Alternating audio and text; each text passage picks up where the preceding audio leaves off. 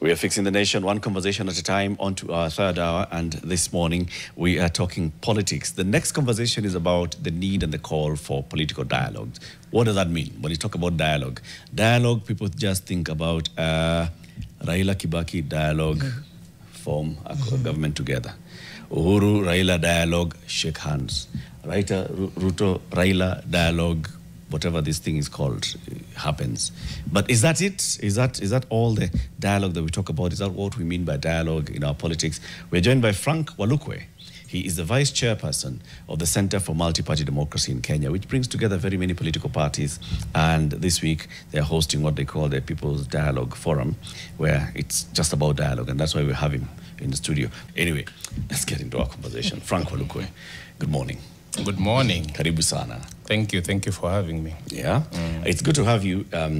As in addition to being the vice chairperson of the Center for Multi-Party Democracy, of course, you're in CMD and you're in the board of CMD representing a political party. Which one? Yes. I am the Secretary General of PNU, Party of National Unity. That former party still ruling exists? party. Yes, we exist. Actually, some of the values that were entrenched in the Constitution, Article 10, emanated from PNU's manifesto. Yeah, so we still exist. It is still our intention to take power in 2027. We are working towards it. But as at now, on account of being the Secretary General of PNU, I was elected to the board of CMD as the Deputy Chair, External Programs. Okay. Yes. Karibu sana. We're going to have a conversation about dialogue, and this is part of it, one conversation at a time. But before we get there, there's Janwama Quotes has a quote for today. And just listen, she'll give us the quote, she'll give us a hint of the person who said it and ask us who said that. Okay. I'm sure it is a person that you'd know. Yeah, no, I think I was just thinking before I went to the quotes about PNU. I said you asked is still there, so maybe at some point it's just to talk about the vibrancy of a party that is relevant, especially ahead of an electoral period. But before then, this particular person, maybe you heard it in the last hour, was the architect and mover of one of the most progressive act of our time, but this was back in 2006. It was eventually passed as an act, and she's a Kenyan, and she said the law is a powerful tool for social change. Who said that? Were the hints good enough, or do you need... Add one more. If I add one more, I'll just talk about the act itself, the sexual offences act. There we go. I was trying to avoid saying it because the moment you say it, people just link it with her, and now she kind of, put that. Yes, Njoki Ndung'u. Yeah, it was a monumental bill. Definitely, yes. It has really changed, how we view things, especially matters of sexual offences, and it has elevated and entrenched the rights, of all humans, because it's not sexual offences, not just on women; it's on everybody. Yes, it's on everybody whose rights is then infringed through any form of sexual assault or exploitation. Yes, extremely. But most importantly, about Njoki Ndung'u herself. Being nominated and going to the House with a specific agenda and seeing it through within a 5-year period tells you that it's possible, Most of these guys, they're busy all over, flippant here, there. People don't know whether they're in government or not. Wasting time, while in essence, you can actually focus on a specific agenda and see it through. Okay. Are you hinting to something? By that last statement, would you like to expound on who doesn't seem focused? No, generally. And you see, this is the reason why we're talking about the People's Dialogue Festival. Dialogue. I'd want to believe that this emanates from even the Bible. Isaiah, is it Isaiah 1:18? Where the Lord God says, "Come, let us reason together." The all-knowing, the mighty, saying, "Come, let us reason together." It would have been easier for him to say, "Come, let me tell you what you have to do." But even God recognizes that you have something to say. And you see, that is the reason why public participation is entrenched in the Constitution, right? So it behooves all of us that we find avenues of dialogue. We all know that there's not a shortage of things we can dialogue about. The unsustainable corruption levels in this country. We can talk about it until the cows come back home, right? The healthcare in this country, the issue of education and the trajectory that it's taking. There's so much to dialogue about. And we just need to create a forum where it's possible. Now, what CMD has done is has provided a platform, a forum, where government officials, civil society, advocates, professionals can come together and, in essence, go into societal issues and provide solutions. Why? Because the government and elected officials can't be the reservoir of knowledge and wisdom. It's the people. Yes. Is it more I'm so sorry. I was just going to say if it's more inclusive than that, because sometimes it can sound like an exclusive group. Do we have marginalized voices there, persons living with disability, youth, women? Is it all inclusive? Because if you're going to talk about issues affecting Kenyans, there needs to be a representation of every single Kenyan. Is it as inclusive? Actually, it is, because there are 7 villages. There's the Sisi Nisasa village. This is geared specifically for teenagers under the age of 18. And there are several schools that are actually transporting students to the venue on that particular day. There is the youth village for persons between the ages of 18 to 35. And they have their own issues, better known as the Gen Zs.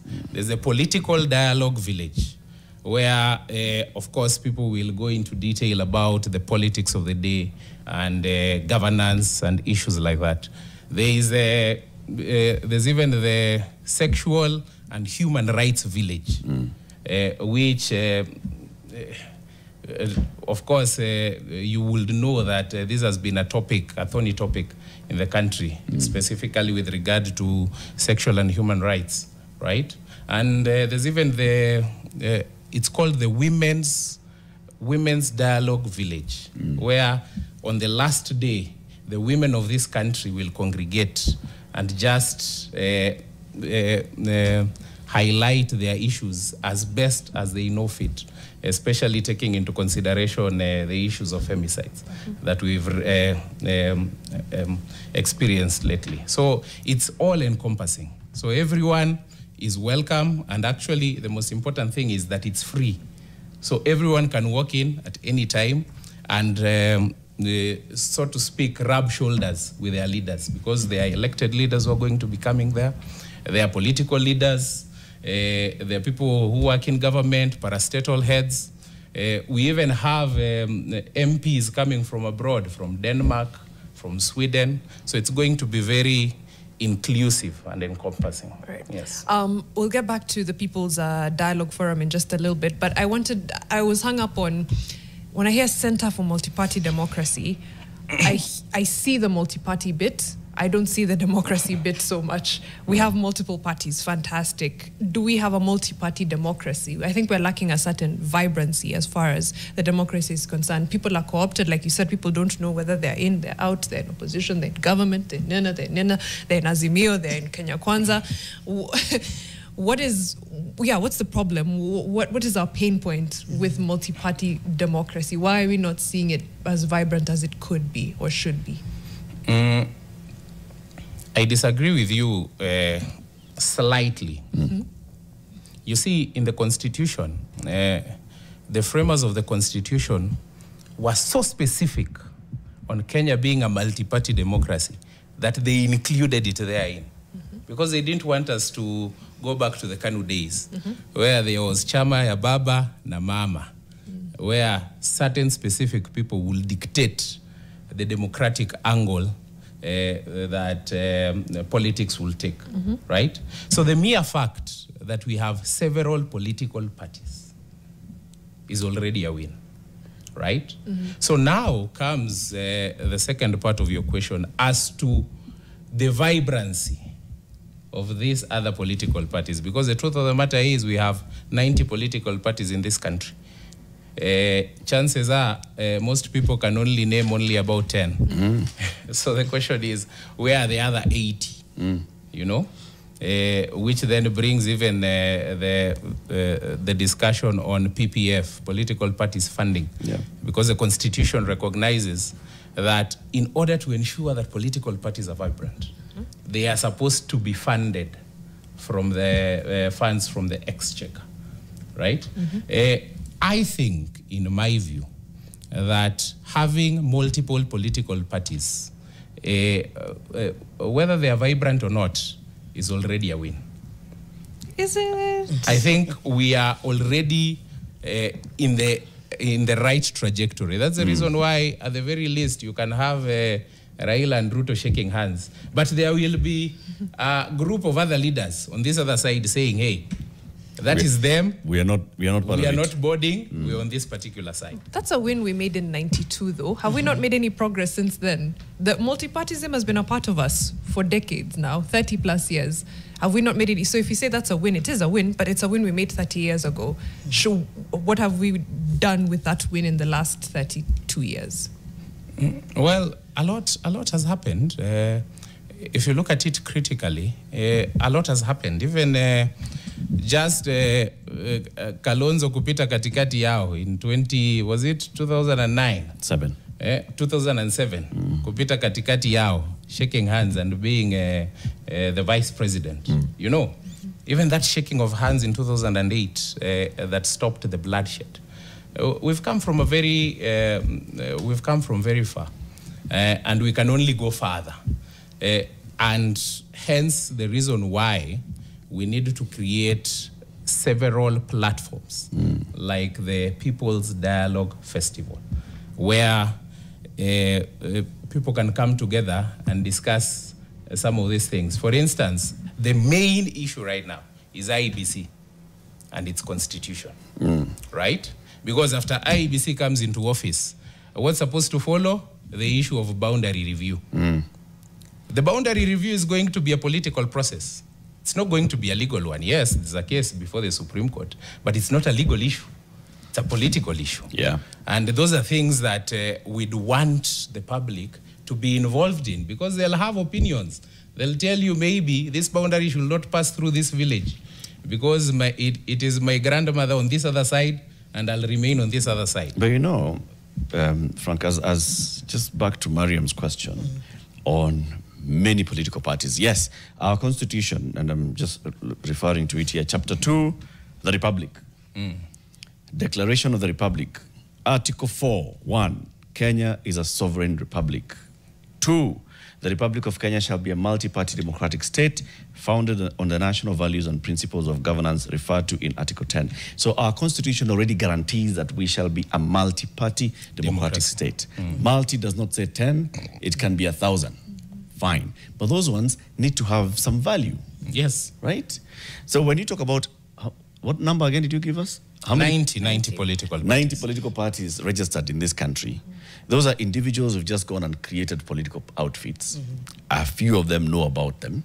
Should we have a way in which those parties then make sense to the people? Parties should not be formed by individuals, but by groups of people. Yes. And that's why, in fact, the registration process for a political party is come and show me that you are present in at least half of the 47 counties. Come and show me that you have membership across all these counties. Come and show me that you have offices in all these counties. They don't. Actually, we lie to ourselves that we have political parties and multi-party democracy. We have outfits. We have special purpose vehicles in this country called political parties. We should amend this constitution then to say the Republic of Kenya shall be a democratic state with special purpose vehicles for elections. That's not what our constitution says. I'd probably shock you. Do you know how many political parties are funded in Kenya? Funded by whom? By the state. No, I don't. How many? 48. All and those. Do you know the criteria for funding over political half parties? Of the registered political parties are funded by taxpayers. By taxpayers. Okay. Do you know the qualification for funding of a political party? Tell us. You must have elected officials. Tell us. across all cadres of government. Yeah, not across all cadres, but at the very least. At least you must have an MCA. Yes, somewhere. at the very least. Yes. Have an MCA. Okay. Elected by the people. You see, the reasoning is so we have 47 political parties that have 48 that have representation in counties and in the national government. Yes. Okay. You see, the logic is that when an election is done and someone is elected, it is the ideals of the party that the people resonate with. It is not the individual. It is the individual elucidating the ideals and values of a political party. Such that you'll have ODM, for instance, saying that these are our ideals. This is what we believe in. PNU, we have our own ideals that we believe in. So when the electorate goes to the ballot box and they elect an MCA or an MP from PNU, the logic is that this electorate have agreed to align themselves with the values and democratic principles of this political party. Yeah. So the question ought to be, what about the other remaining 90 minus 48? Because I think that's where you're going. Yeah. You're asking, what about these others? But you see, all these political parties have to be given a chance to sell their principles to the electorate. You don't know that maybe in 2027, chances are, I've seen there are several other political parties being formed. The registrar gazetted. I agree with you, Frank. Yes. I completely agree with you that as much as we are talking about, in the ideals, that people have elected candidates on 48 different political parties that then are funded, I agree. But the question is, are we really a multi-party democracy, or do we have special purpose vehicles for elections that then end up gobbling up taxpayer funding for 5 years just because of this? Because this is part of our dialogue. Are we living the ideals of our constitution that we are a multi-party democratic state, truthfully speaking? Are we, Mariam, do you think? I don't think so. That's why I said the multi-party part we've got down. Multi-party democracy, I don't think so. So is it that you're feeling that the 40, okay, he's talked about 90, 48, 42, there just isn't, is it the participation? Is it the ideologies? What is it that you both feel is lacking in that multi-party What he said, democracy, rather? Vehicles for elections, right? As opposed to this is a party with ideals A, B, C, and they follow those ideals, try to push their agendas, come through thick or thin. It's more like, okay, this is the party that is most likely to get me elected because I come from place X, and I will join that party. Yeah. Okay, now I align accordingly. I get into power and things But shift, that is already very telling. If you come from a certain region and it is only this specific political party that can get you into parliament, then it means that the people from that region associate with the values of that particular political party. Frank, it's not the party, it's the person. It's the person. It's the person at the helm of the party. Okay? The person at the helm of the party is today. William Ruto walks out of UDA. UDA remains a shell. William Ruto walked out of URP. Where is URP today? Actually, they merged it. There you go. Merged with Jubilee. TNA. With TNA, and they became Jubilee. To form Jubilee. Yes? Yes. Where is Jubilee today? William Ruto walked out of Jubilee. Uhuru Kenyatta is still in Jubilee. What's the strength compared? If today Raila Odinga walked out of ODM, what would happen? Right? This is what we are saying. PNU, yes, your party leader in PNU is former Governor Munya. Yes. Munya and others are still in PNU. And ask many people, who is in PNU? Who's the leader of PNU? People will not remember. Because it's no longer in the limelight of the politics. Why was it in the politics of the day? Because Mwai Kibaki. Because there are special purpose vehicles, Frank. Ordinarily, that's what you will think. But you see, if this party, let me ask you. Okay. So, PNU yes, commanded a majority in 2008. Yes. Right? There are many people across the country voted for PNU candidates because they are identified with the ideals of PNU party. PNU party, and of course its leader. Let's go with the argument that is the people, the party. People identified with the ideals of PNU in 2008. Yes. So much so that they voted for many members of parliament in the PNU. In 2013, why did those people abandon PNU? In 2017, why did more people abandon PNU? In 2022, why did even more people abandon PNU? Why has PNU lost its membership over all this time? Are you telling me that PNU changed its ideals? No, actually, it's still the same, right? There is history. PNU entered into a working agreement with TNA, then subsequently with a working arrangement with Jubilee. But now, the same way you'd call it a coalition, right? And there were certain agreements therein. Right now, in 2027, we are mobilizing. Actually, you'd be very surprised. They need to take you for a roadshow. So why did the people, one of my these question, good days. My question, Frank, yes. Bona Vice Chair, Bona Secretary General of PNU. Yes. Why did the people not identify with PNU after the working arrangement with TNA, after the working arrangement with Jubilee? Why did people then move to Jubilee and leave PNU? No, in 2013, that's what I'm saying. Party. That's what I'm saying. In 2013, we did not field any candidates because we entered into a working arrangement with TNA. And you see, when you look at the law as regards political parties, the number one requirement is that you're supposed to have an ideology that you sell to the people. In this particular county offices that you're saying, more than half of the counties, you're supposed to sell an ideology. You're supposed to have your constitution. You're supposed to have elected officials. You understand? There are places that I can say that we don't have offices, right? Because the people may not necessarily identify with our ideology as compared to other political parties. But there are places where our presence is felt. No one can permeate certain areas, because of the ideology that we sell. And that is democracy in itself. The people deciding which path, which way they think best serves them. Okay. We have to take a short break. When we come back, I want to ask why these ideologies cost so much money. Frank Olukwe is the Deputy Chairperson of the Center for Multi-Party Democracy. He's our guest. We're talking about dialogue. Mariam, ati? So, swali yangu ya kwanza ilikuwa juu ya the cost of this dialogue. And I don't mean the People's Dialogue Forum. I mean the whole idea around having a vibrant democracy is that it's inclusive, right? Yes. For young people, though, the money often locks them out. And not from joining a political party. For so many, it's free or it's something very small that a lot of people can afford. But now, should you want to go into elective politics, you want your party nomination, that's when things get really, really tricky from a money perspective for a lot of young people, especially. You don't have the luxury of 40 years of wealth that you built. How do we make our democracy work for young people? And I mean from a party level, this multi-party democracy. And from a financial perspective specifically.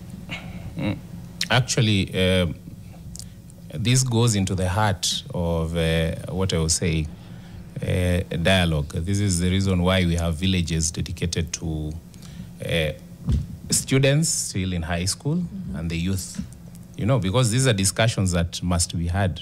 And you see, every generation tends to have something that works for it, that changes the traditional narrative. My view is that in 2027, chances are that the next parliament is going to be constituted of the youngest median age that has ever been.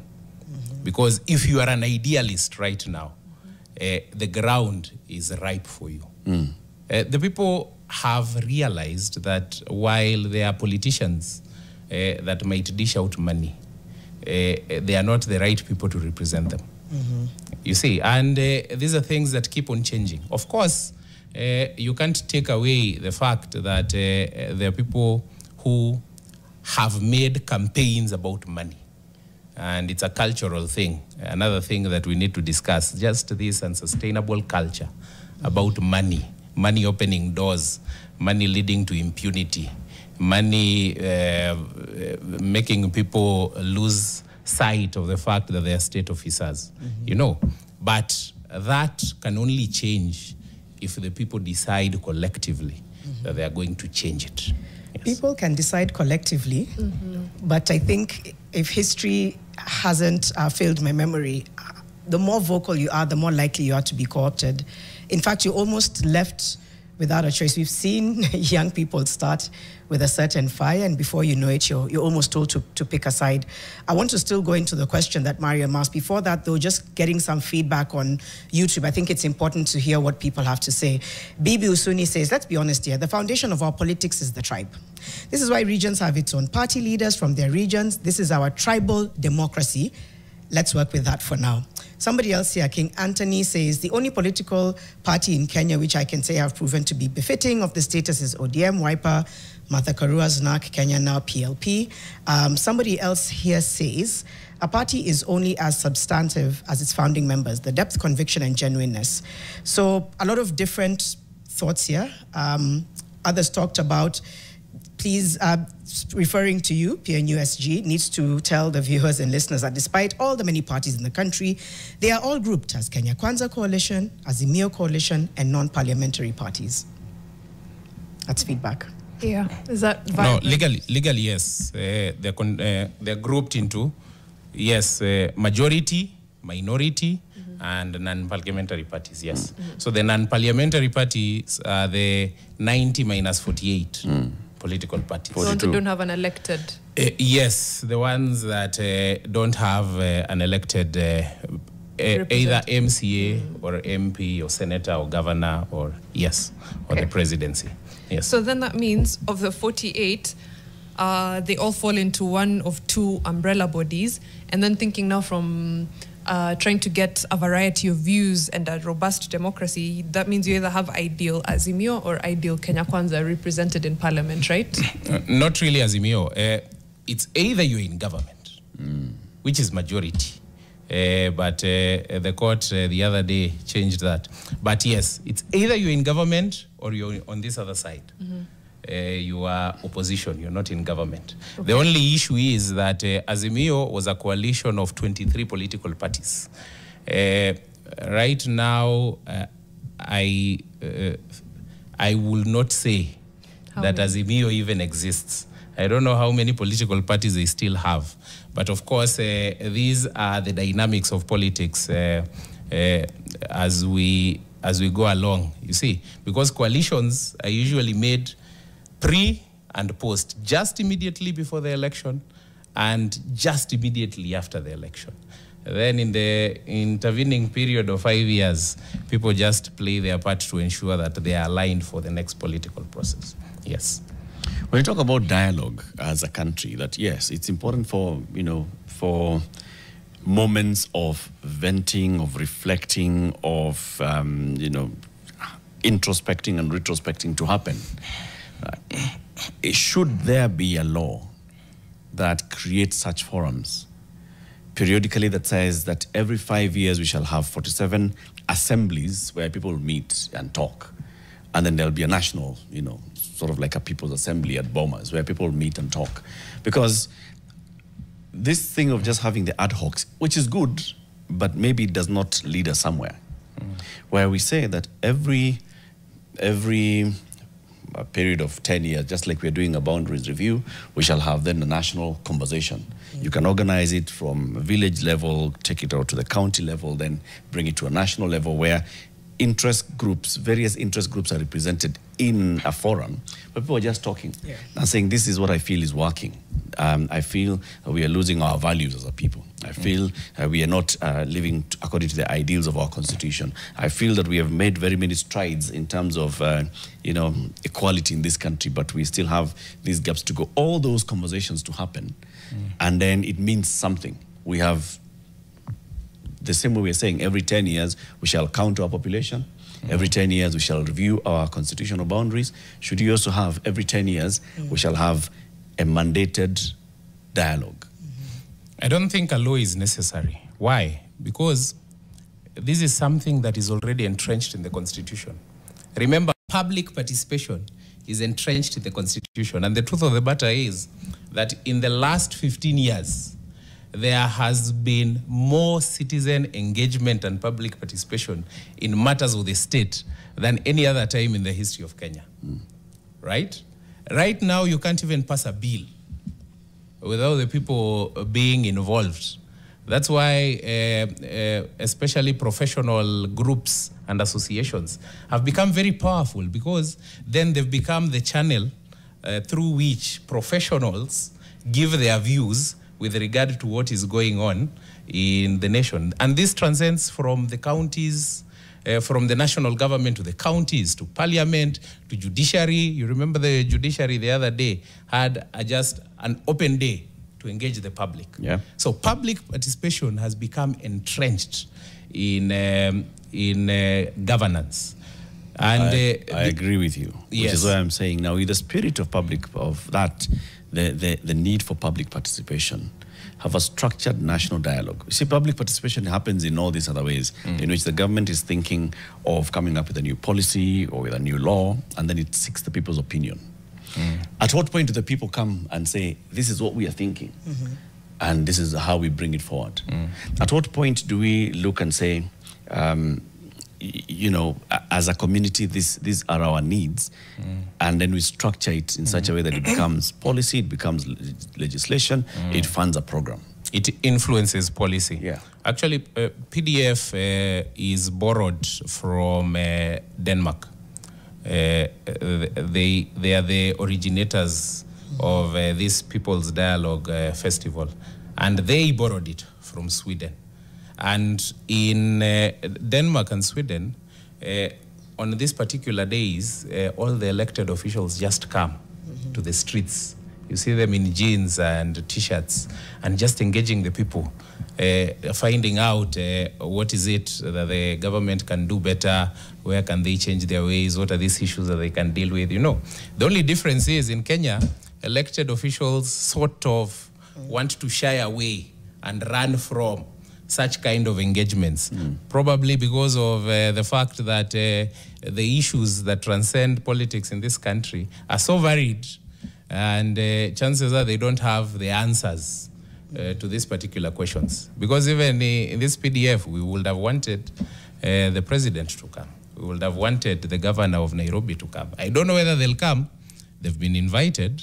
But you see, if they come, then this would be the best forum for them to engage with the citizenry. Of To course, what end? to the end that they are not the reservoir of knowledge and wisdom. Yeah, but then Yes, so what? that People solutions talk every can be day. had. People talk every day at Jivanji Gardens. There's a Bunge la Mwananchi. Go anywhere in any village in this country, you will find a group of people who are discussing matters. They're discussing matters, local politics, local governance, local issues. But to what end? Apart from just kuongea kutoke. So you're saying a national platform would force there to be a greater sense of where the people are coming from that will then be integrated into democracy. Yes. Yeah. Okay. By mandate. By That mandate. what the people say must then find its way somewhere. Into our laws or... Yeah. Okay. Yes, that's an interesting view. But ordinarily, even when organs of government do public participation, they're supposed to take into consideration whatever views they're in. Actually, PDF is more or less like fixing the nation. Yeah. A dialogue at a time. One dialogue at a Yes. time. I've got two questions for you from YouTube. So one, if they really want the youth to participate and be vying members in these parties, they need to lower membership fees to a more youth-friendly, jobless level. That's very specific, youth-friendly, jobless level. Number two, hi, why do we use billions to conduct presidential elections only for the winner and the loser to form an alliance, agreement, handshake, broad-based, bread-based government? Kindly ask this. So let's begin with, yes, membership fees to a more youth-friendly, jobless level.